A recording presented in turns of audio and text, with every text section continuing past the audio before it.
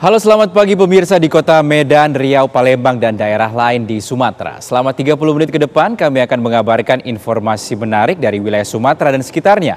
Bersama saya Rizky Dalmansyah, inilah kabar Sumatera selengkapnya untuk Anda.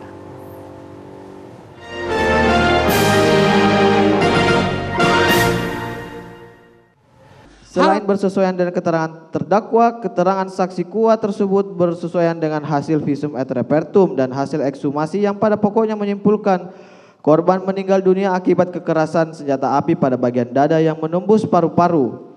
Terdapat luka tembak masuk pada bagian kiri sisi belakang kepala korban menembus hidung juga merupakan luka fatal yang dapat menimbulkan kematian. Hal ini juga selaras dengan keterangan ahli balistik Arif Sumirat yang menerangkan bahwa peluru yang bersarang di kulit jaringan bagian bawah korban identik dengan sidik jari senjata api Glock 17 nomor seri MPY 851 yang ditembakkan oleh saksi Richard, dan serpian peluru yang ditemukan di bagian kepala korban tidak identik dengan senjata api lainnya yang disita dalam perkara AKO atau senjata api yang dinarasikan oleh penuntut umum dan saksi Richard digunakan oleh terdakwa untuk menembak korban. 3. Dalil ketiga, penuntut umum menerangkan bahwa patut diduga terdakwa Ferdi Sambo terlebih dahulu menembak korban. Adapun kutipan dalil tersebut pada halaman 12 sebagai berikut. Penembakan yang dilakukan terdakwa Ferdi Sambo SH SIK MH patut diduga terlebih dahulu menembak korban Nofriansyah Huta Barat. Dalil ketiga penuntut umum tersebut dalil yang runtuh dengan sendirinya sebab: pertama, sebagaimana yang dikenal dalam teori kesengajaan terdapat 3 jenis bentuk kesengajaan, yaitu kesengajaan dengan maksud, kesengajaan dengan kepastian, dan kesengajaan dengan kemungkinan. Ketiga bentuk kesengajaan tersebut membedakan konsep willens and wanton yang dimiliki oleh pelaku kejahatan.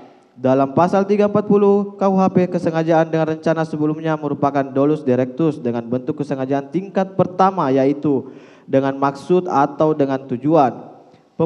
Pemahaman ini telah ditegaskan oleh Sudarto yang menyatakan bahwa dolus directus lebih pada kesengajaan sebagai maksud dan menyatakan bahwa dolus directus adalah kesengajaan yang ditujukan terhadap perbuatan dan akibat dari perbuatan tersebut.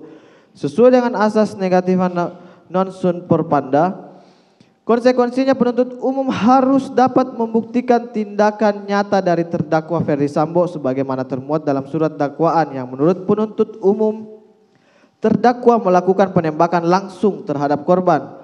Artinya penuntut umum harus dapat membuktikan dengan jelas dan pasti menggunakan apa dan bagaimana terdakwa menghilangkan nyawa korban. Jika terdakwa dituduh menembak, maka penuntut umum wajib membuktikan dengan pasti dan jelas dengan senjata apa dan bagaimana terdakwa menembak korban. Penjelasan penuntut umum pada nomor 7 halaman 12 repliknya yang menyatakan terdakwa patut diduga terlebih dahulu menembak korban Yosua Nofriansyah Huta Barat menegaskan bahwa penuntut umum tidak dapat membuktikan dan tidak dapat memastikan apakah benar terdakwa menembak korban atau tidak. Penuntut umum tidak dapat memastikan menggunakan senjata apa dan bagaimana cara terdakwa menembak korban. Frasa patut diduga dalam penjelasan penuntut umum menegaskan bahwa kesimpulan tersebut masih asumsi dan masih dugaan yang tidak dapat dipastikan kebenarannya. Kedua, berdasarkan fakta di persidangan, terdakwa Ferdi Sambo tidak pernah melakukan penembakan kepada korban sebagaimana dibenarkan dalam keterangan saksi Kuat Ma'ruf dan saksi Riki Rizal Wibowo di dalam persidangan yang pada pokoknya menerangkan terdakwa tidak melakukan penembakan kepada korban. Fakta hukum tersebut telah bersesuaian juga dengan keterangan ahli balistik Arif Sumirat yang dihadirkan oleh penuntut umum pada persidangan tanggal 14 Desember 2022 yang menyatakan bahwa peluru yang bersarang dalam tubuh korban dari hasil otopsi berasal dari laras Glock 17 MPY 851 milik saksi Richard. Ahli Arif Sumirat juga menerangkan serpian peluru yang ada dalam jaringan otak korban terdapat kemiripan atau kesamaan komposisi base meta dengan serpihan lainnya yang berada di bagian tubuh lain korban dan tidak berasal dari senjata pistol lain, melainkan hanya dari Glock 17 MPY 851 milik Richard. Untuk tidak mengulangi penjelasan penasihat hukum terkait hal ini, maka dengan kerendahan hati memohon majelis hakim agar mencermati uraian tim penasihat hukum yang lebih lengkap sebagaimana yang disampaikan dalam nota pembelaan halaman 43 sampai dengan 67, halaman 77 dan halaman 106 sampai dengan 199. Berdasarkan uraian fakta dan alat bukti di atas, maka sampai dengan duplik ini dibacakan, penuntut umum tidak dapat membuktikan bahwa terdakwa melakukan penembakan kepada korban. Sebaliknya, telah terbukti secara sah dan meyakinkan bahwa saksi Richard Eliezer Pudiang Lumiu yang melakukan penembakan dan mengakibatkan matinya korban. Sehingga asumsi yang diuraikan penuntut umum dalam surat dakwaan, surat tuntutan dan replik terhadap terdakwa Ferdi Sambo harus ditolak. Tim penasihat hukum di sini sebenarnya mengharapkan penuntut umum lebih mengedepankan logika dalam menarik suatu kesimpulan. Namun sayangnya penuntut umum gagal untuk mewujudkan harapan tim penasihat hukum tersebut. Demi mendapatkan cara berpikir yang lebih sistematis dan jelas dalam menarik suatu kesimpulan, kami mengajak penuntut umum untuk menggunakan ajaran silogisme yang dikemukakan oleh filsuf bernama Aristoteles, yang pada pokoknya menerapkan beberapa premis dalam menarik suatu kesimpulan.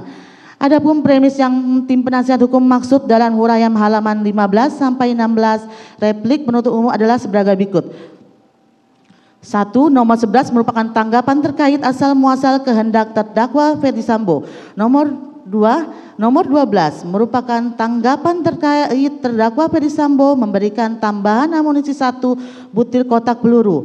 3. Nomor 13 merupakan tanggapan kami atas konsistensinya penuntut umum dalam menentukan motif terdakwa quote non terdakwa Ferdi Sambo ikut melakukan penembakan kepada korban. Nomor 14 merupakan tanggapan atas skenario tembak-menembak kepada saksi Richard Eliezer Pudiang Lumiu di rumah Saguling. Nomor 15 merupakan tanggapan atas ketidakmampuan penuntut umum dalam untuk menyampaikan dan mengakui bahwa terdakwa Ferdi Sambo bersikap sopan selama persidangan. Kami dari tim penasihat hukum mencoba meluruskan argumen dan logika berpikir penuntut umum bahwasanya terdakwa akan bertanggung jawab terhadap apa yang terdakwa lakukan dan tidak akan bertanggung jawab terhadap apa yang terdakwa tidak lakukan. Keterangan ini berulang-ulang kali dan selalu disampaikan oleh terdakwa di dalam persidangan. Celakanya penuntut umum pura-pura tidak mengetahuinya.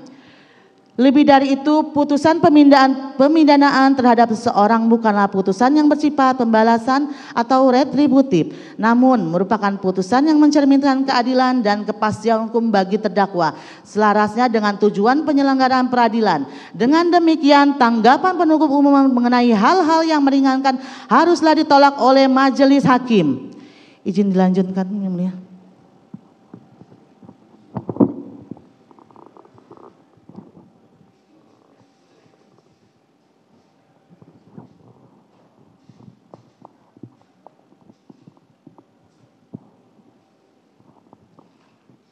Dilanjutkan, Yang Mulia.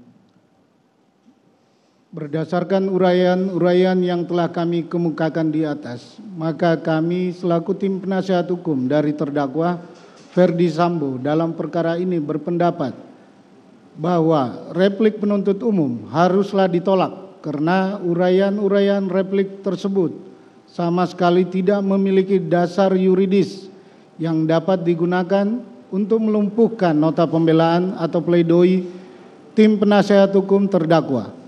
Demi tegaknya keadilan dan kebenaran serta memperhatikan ketentuan peraturan perundang-undangan yang berlaku untuk penegakan hukum di masa yang akan datang, maka tim penasihat hukum terdakwa memohon kepada Majelis Hakim yang mulia yang memeriksa dan mengadili perkara ini untuk 1.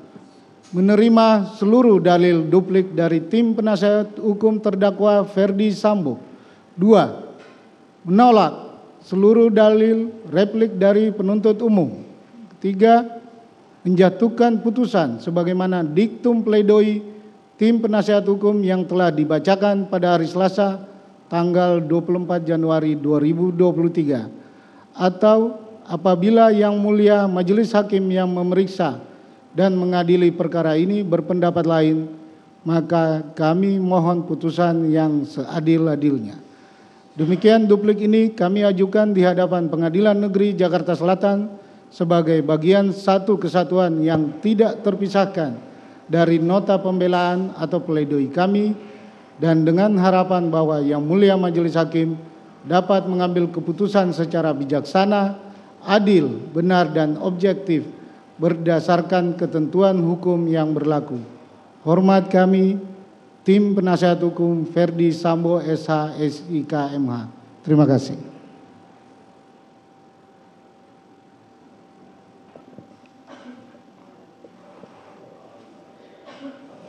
Baik, tadi demikian pembacaan duplik atas tanggapan replik dari penuntut umum.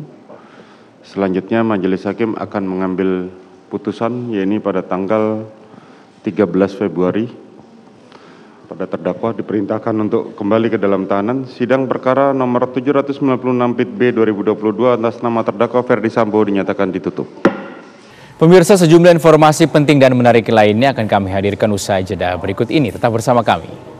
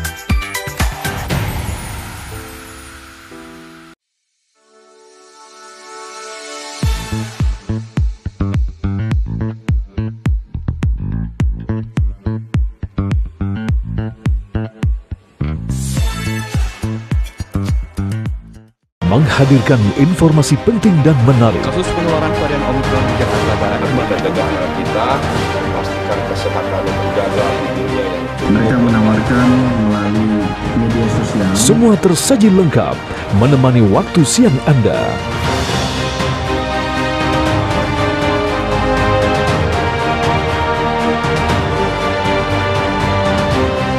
Saksikan Kabar Siang hanya di TV One.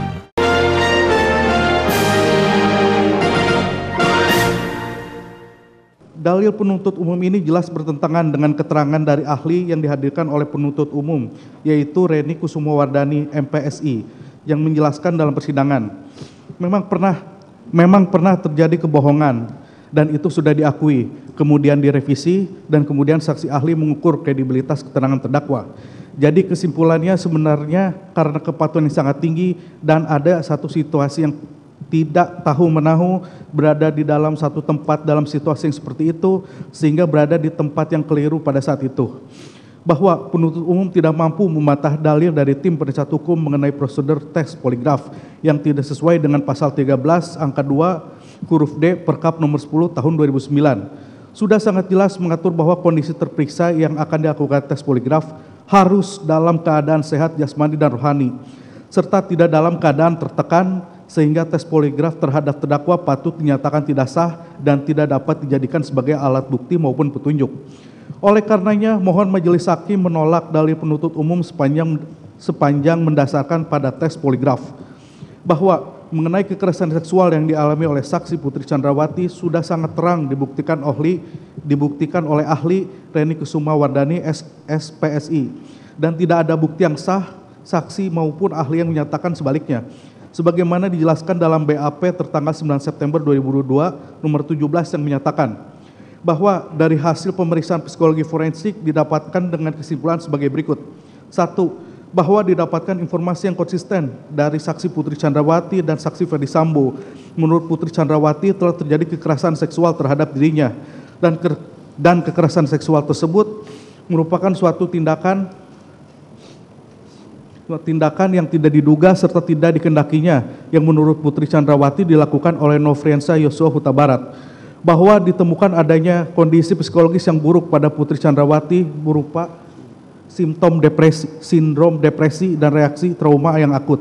3. bahwa informasi yang disampaikan Putri Chandrawati yang menurut Putri Chandrawati dirinya mengalami kekerasan seksual oleh Nofriansyah Yosua Huta Barat berkesesuaian dengan indikator keterangan yang kredibel. Dilanjutkan yang mulia.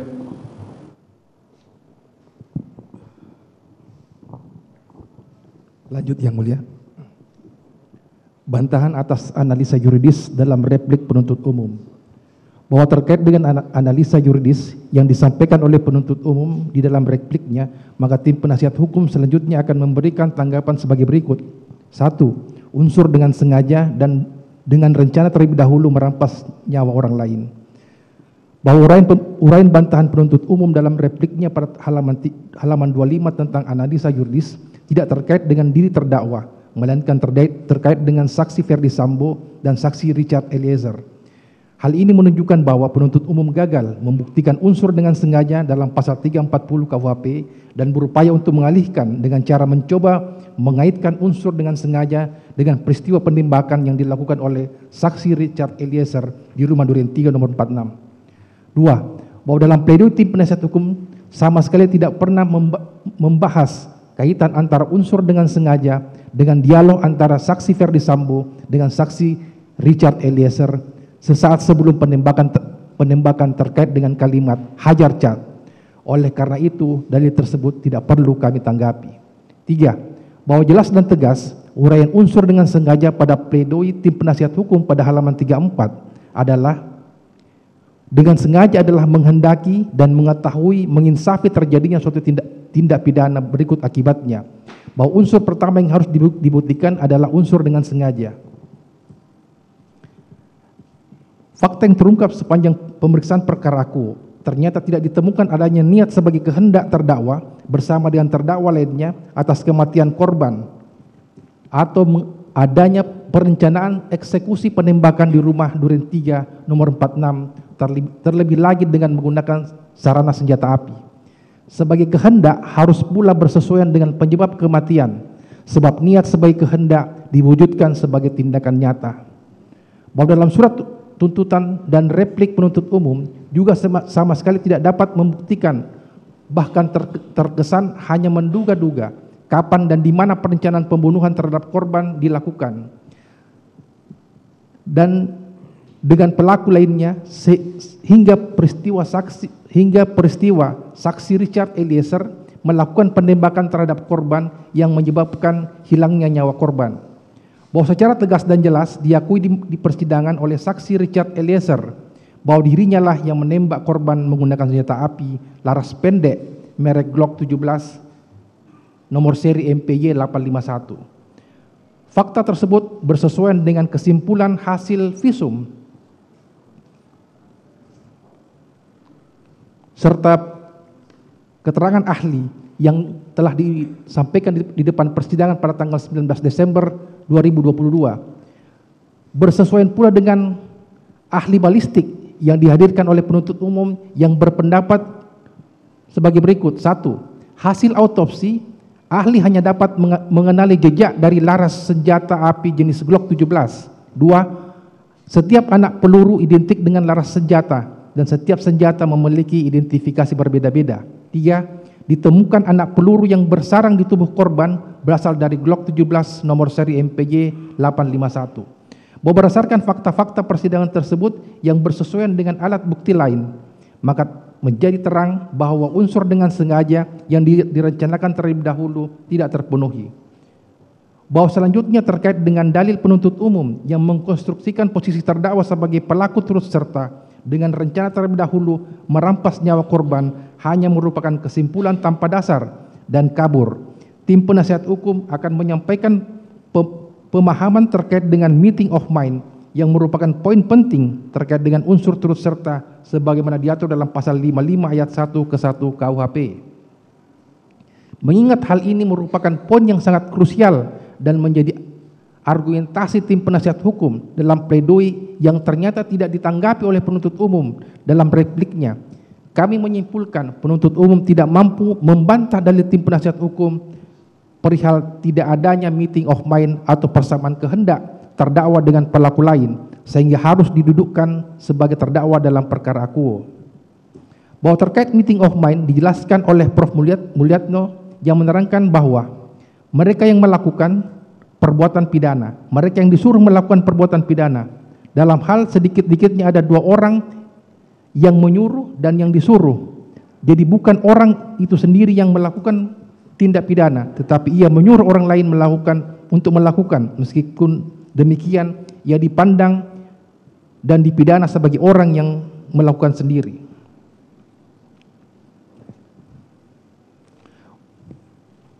Bahwa pendapat tersebut di atas bersesuaian dengan keterangan ahli Dr. Muhammad Arif Setiawan SHMH di bawah sumpah di muka persidangan pada tanggal 2 Januari 2023 sebagai berikut.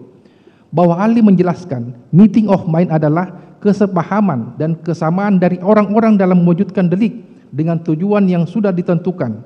Dalam pembunuhan, maka meeting of mind-nya adalah memiliki kesamaan atas kematian orang lain. Bahwa ahli menjelaskan apabila ada seseorang yang tidak memiliki meeting of mind namun berada dalam suatu tempat yang sama saat dilakukannya suatu perbuatan tindak pidana, maka tidak serta-merta orang tersebut menjadi pelaku turut serta. Bersesuaian dengan keterangan ahli Dr. Alpi Sahari SHM yang diajukan oleh penuntut umum di bawah sumpah di muka persidangan pada tanggal 21 Desember 2022 yang menerangkan sebagai berikut, bahwa mengenai konsep turut serta melakukan, maka suatu tindak pidana dilakukan oleh lebih dari 2 orang yang bersekutu atau bersama-sama melakukan perbuatan tindak pidana atau meeting of mind. Bahwa suatu kesepakatan dilihat dari mengerti atau setidaknya suatu perilaku turut serta terhadap perbuatan yang dilakukannya. Di dalam konsep turut serta melakukan terdapat istilah dader material atau pelaku pelaksana, yang mana mempunyai arti bahwa terdapat perbuatan tindak pidana yang secara langsung dilakukan kepada korban oleh salah satu pelaku. Bahwa di dalam setiap diri pelaku turut serta, masing-masing dari pelaku turut serta tersebut harus menghendaki dan mengetahui bahwa perbuatan yang dilakukannya merupakan suatu perbuatan yang dilarang atau merupakan suatu tindak pidana. Dilanjutkan yang mulia.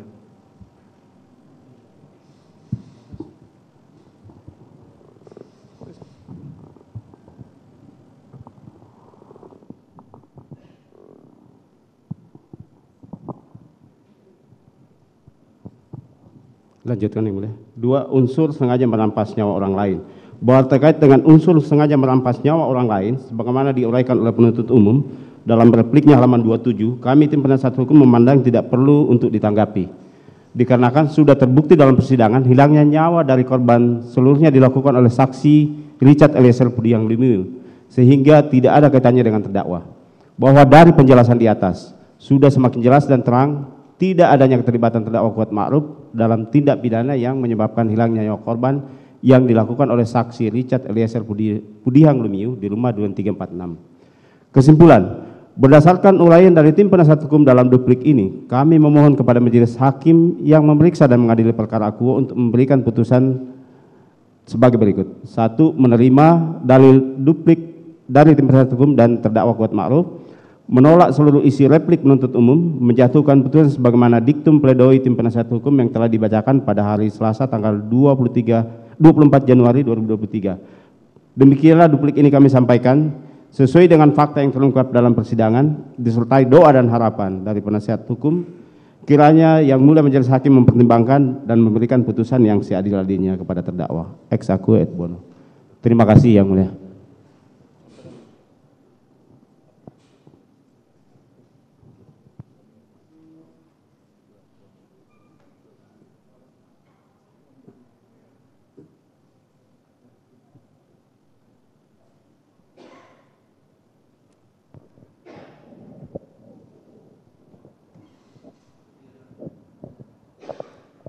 Baik, telah didengarkan duplik dari penasihat hukum terdakwa. Selanjutnya untuk putusan kami akan tunda persidangan ini sampai tanggal 14 Februari hari Selasa untuk pembacaan putusan terhadap terdakwa Kuat Ma'ruf.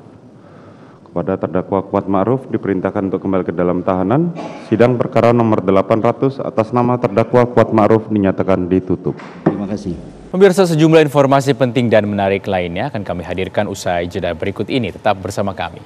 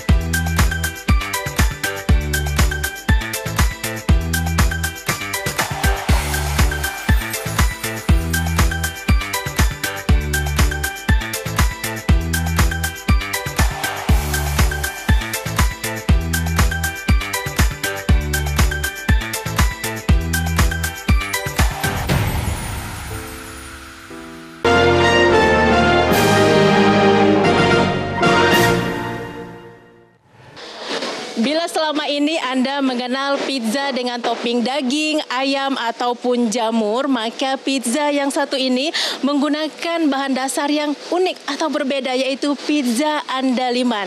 Nah, pizza ini hanya bisa Anda jumpai di kota Balige, Sumatera Utara. Seperti apa keunikan ataupun cita rasa khas dari pizza andaliman ini?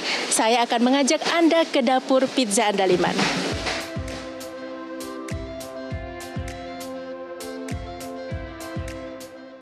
Restoran Pizza Andaliman berdiri sejak 2015 di kota Balige, Sumatera Utara. Dari namanya saja, restoran ini mengandalkan citra rasa lokal. Karena andaliman adalah bumbu dapur sejenis merica khas tanah Batak. Inilah kalau biji andaliman ini langsung yang dipetik dari pohonnya. Jadi kalau orang Batak itu biasa buat sambal, hanya ini dengan cabai pun, Mbak, misalnya makan apapun, ditambah perasan, hanya ini saja luar biasa, perasan jeruk, apapun. Tapi sambal mentah, cabai rawit dengan ini sudah enak. Nah, ini di kulitnya ada teman saya yang memang meneliti ini dari ITB, bahwa dia ada di kandungan yang seperti atsiri yang membuat, mungkin ini juga salah satu membuat orang Batak sangat pemberani. Jadi di kulitnya itu membuat seperti ada energi yang membuat kita seperti itu ya. Saya sampai bilang ini andaliman ini andal keniman. Jadi orang Batak mungkin salah satu yang membuat orang Batak itu berani-berani mungkin. Nah, ini kita buat di toppingnya nih. Sedikit ya ditaruh di topping sebagai pewangi, nanti kerasa walaupun dia sedikit tapi akan cukup terasa ya. Tak hanya itu, andaliman konten lokal lainnya juga ada di topping pizza yang tidak mungkin ditemukan di pizza yang aslinya adalah kuliner Italia. Seperti teri Medan, daun bawang, dan kacang panjang. Dengan inovasi ini, pemilik restoran mencoba bersaing dengan restoran pizza waralaba. Enak sih, Kak. Enak. Pertama kali. Ya, bakal nyoba lagi. Pernah jumpai menu seperti ini di mana? Belum, justru unik ya. Kita cobanya baru di sini. Andaliman kan khas Batak ya, coba gitu. Aneka pizza andaliman dijual dengan kisaran Rp65.000 hingga Rp80.000. Nama andaliman yang merupakan produk tani khas Batak juga menjadi daya tarik tersendiri bagi turis yang mencari kuliner khas Balige. Dari kota Balige, Sumatera Utara, Wanasari Ferrari Narotama, TV One mengabarkan.